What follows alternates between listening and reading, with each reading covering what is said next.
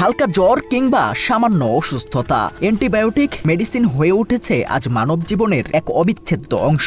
চিকিৎসকের পরামর্শ ছাড়াই অসুস্থ মানুষের কাছে যেন এটি এক শেষ ভরসা। চিকিৎসক যেন আর হাসপাতালে নয়, পাড়া মহল্লার অলিতে গলিতে থাকা প্রতিটি ফার্মেসিতেই তার বিচরণ। আইন অনুযায়ী অ্যান্টিবায়োটিক কেনার জন্য প্রয়োজন চিকিৎসকের সঠিক প্রেসক্রিপশন, অথচ বাস্তব চিত্র যেন তার সম্পূর্ণ ভিন্ন।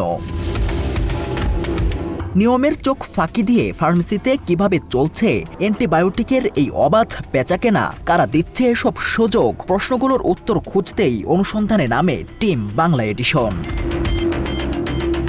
রাজধানীর অন্যতম গুরুত্বপূর্ণ আবাসিক বাণিজ্যিক এলাকা উত্তরা, আর এই উত্তরার অন্যতম গুরুত্বপূর্ণ স্পট ১ নম্বর সেক্টরে অবস্থিত উত্তরা মহিলা মেডিকেল কলেজের পাশের মানাফি ফার্মেসি এবং নিউ তামান্না মডেল মেডিসিন শপ। সাধারণ রোগীর বেশে প্রেসক্রিপশন ছাড়াই অ্যান্টিবায়োটিক বিক্রির অভিযোগের সত্যতা যাচাইয়ে সেখানে যায় বাংলা এডিশনের অনুসন্ধানী টিম।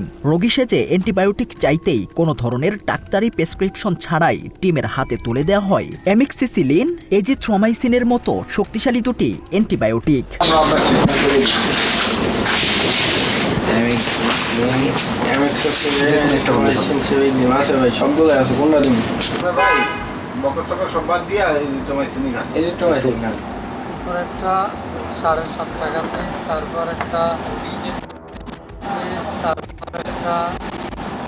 মানে একটা এলাকা বেশি পাওয়ার এটা বলতেছি, তারপর এটা এলাকা সেভিগ্রিম।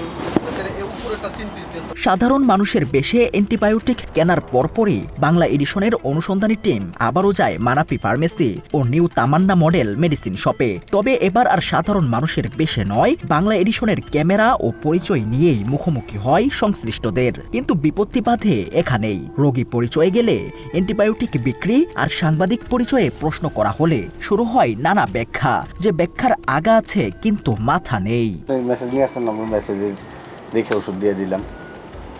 এখানে মানে আপনি তো অবশ্যই আপনার নিড না হলে তো আপনি নিয়ে আসতেন না। কখনো মোবাইলে থাকা ওষুধের নামের একটি টেক্সটকেই প্রেসক্রিপশন হিসেবে দেখিয়ে দায় এড়ানোর চেষ্টা, আবার কখনো বিশেষজ্ঞ চিকিৎসকরাও প্রেসক্রিপশন ছাড়াই অ্যান্টিবায়োটিক নিয়ে থাকেন এমন যুক্তি দেখিয়ে নিজেদের দায় আড়ালের চেষ্টা।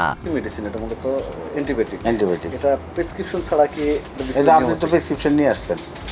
বড় ডাক্তার আসে, তারা তো আর আইসা প্রেসক্রিপশন নিয়ে আসে না, তারা এসে বলবে যে আমাকে এটা দাও, আমাকে এটা আছে, এটা দাও। তা আমরা আপনি যেমন আপনি যেভাবে বলছেন, এখন আপনি কোন প্রফেশনে আছেন সেটা তো আর আমরা জানি না। আপনি চাইছেন, তারপর আমরা দিচ্ছি। আমরা কোনো মুখস্থ ওষুধ বিক্রি করি না। কিন্তু টিম এডিশনের জেরার মুখে অবশেষে ফার্মেসি কর্তৃপক্ষ স্বীকার করতে বাধ্য হয় বিশেষজ্ঞ চিকিৎসকের প্রেসক্রিপশন ছাড়া অ্যান্টিবায়োটিক মেডিসিন বিক্রি করার কোনো সুযোগ নেই। এমনকি এভাবে অ্যান্টিবায়োটিক বিক্রি করাটা অন্যায় হয়েছে বলেও দায় স্বীকার করে তারা। প্রেসক্রিপশন ছাড়া নিয়ম নেই, প্রেসক্রিপশন ছাড়া নিয়ম না। উইদাউট প্রেসক্রিপশনে এটা দেওয়া ঠিক না। যদি প্রেসক্রিপশন ছাড়া যদি হাই পাওয়ারি কোনো অ্যান্টিবায়োটিক হয় তাহলে এটা দেওয়া অবশ্যই। এদিকে বিশেষজ্ঞদের দাবি, এমবিবিএস চিকিৎসকের প্রেসক্রিপশন ছাড়া ফার্মেসি থেকে কোনো ধরনের অ্যান্টিবায়োটিক ওষুধ বিক্রি করার কোনো নিয়ম নেই। যারা এসব করছে তারা অবশ্যই আইন বহির্ভূত কাজ করছে। এটা আসলে কতটুকু কোনো যুক্তিতেই পড়ে না। এটা অ্যান্টিবায়োটিক ডাক্তারের প্রেসক্রিপশন ছাড়া, এমবিবিএস ডাক্তারের প্রেসক্রিপশন ছাড়া কোনো অ্যান্টিবায়োটিক দেওয়ার ফার্মেসি থেকে কোনো নিয়ম নাই। চিকিৎসা বিজ্ঞান বলছে অ্যান্টিবায়োটিক সঠিকভাবে ব্যবহার করলেও ডায়রিয়া, বমি, পেট ফাঁপা ও বদহজমের মতো পার্শ্ব প্রতিক্রিয়া দেখা দিতে পারে। আবার কিছু মানুষের ক্ষেত্রে ত্বকে চুলকানি বা ফুসকুড়ি থেকে শুরু করে শ্বাসকষ্ট, গলা বা মুখ ফুলে যাওয়ার মতো গুরুতর প্রতিক্রিয়াও হতে পারে। সেখানে চিকিৎসকের পরামর্শ কিংবা প্রেসক্রিপশন ছাড়া অ্যান্টিবায়োটিক গ্রহণ করলে ভুল ওষুধ, ভুল মাত্রা কিংবা অপ্রয়োজনীয় ব্যবহারের ঝুঁকি আরও বাড়ে। আর অ্যান্টিবায়োটিকের অপব্যবহার ও অতিরিক্ত ব্যবহার অ্যান্টিমাইক্রোবিয়াল রেজিস্ট্যান্স বা AMR তৈরির অন্যতম প্রধান চালিকা শক্তি। বাত ব্যথা, প্যারালাইসিস কিংবা আর্থ্রাইটিস, আধুনিক প্রযুক্তি ও অভিজ্ঞ বিশেষজ্ঞদের সমন্বিত চিকিৎসার নির্ভরযোগ্য নাম ডিপিআরসি। বিশ্ব স্বাস্থ্য সংস্থার সর্বশেষ তথ্য বলছে 2023 সালে বিশ্বজুড়ে পরীক্ষায় নিশ্চিত হওয়া ব্যাকটেরিয়া জনিত সংক্রমণের প্রায় প্রতি 6টির একটিতে অ্যান্টিবায়োটিক রেজিস্ট্যান্স পাওয়া গেছে। দক্ষিণ পূর্ব এশিয়া ও পূর্ব ভূমধ্যসাগরীয় অঞ্চলে এই হার প্রায় প্রতি 3টি সংক্রমণের একটিতে।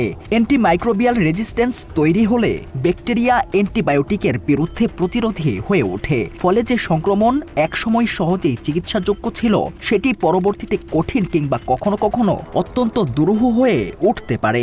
বিশেষজ্ঞদের বক্তব্যেও উঠে এসেছে এই বিষয়টি। অ্যান্টিবায়োটিক এখন তো যেভাবে মুড়ির মতো অ্যান্টিবায়োটিক সবাই নিচ্ছে, দেখা যাচ্ছে অ্যান্টিবায়োটিক রেজিস্ট্যান্স ডেভেলপ করছে। যেরকম কোনো ইনফেকশনে আমরা যখন কালচার করতে দিই যে কোন অ্যান্টিবায়োটিকটা কাজ করে, দেখা যাচ্ছে যে 80% অ্যান্টিবায়োটিকের রেজিস্ট্যান্স। মানে রেজিস্ট্যান্স কথাটার মানে হচ্ছে এই অ্যান্টিবায়োটিকটা তার যে ইনফেকশনটা আছে ওই অ্যান্টিবায়োটিকটা তার এই ইনফেকশনে কোনো কাজ করে। যেখানে অ্যান্টিবায়োটিক ব্যবহার নিয়ে চিকিৎসা বিজ্ঞান, বিশেষজ্ঞ চিকিৎসক এবং বিশ্ব স্বাস্থ্য সংস্থার এত সতর্কতা, সেখানে দেশের প্রতিটি অলিগলির ফার্মেসিতে হাতুড়ি চিকিৎসার চর্চা আর প্রেসক্রিপশন ছাড়াই অ্যান্টিবায়োটিক বিক্রির অভিযোগ যেন থামছেই না। তাহলে প্রশ্ন থেকেই যায়, ফার্মেসিওয়ালাদের এমন অবাধে অ্যান্টিবায়োটিক বিক্রির মাত্রা থামবে কবে? এটা এখন দেশের সচেতন মহলের অন্যতম বড় প্রশ্ন।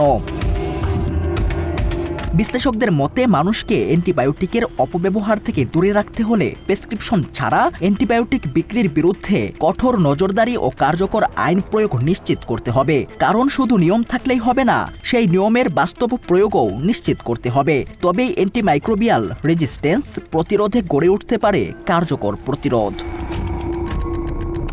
বাংলা এডিশন, ঢাকা।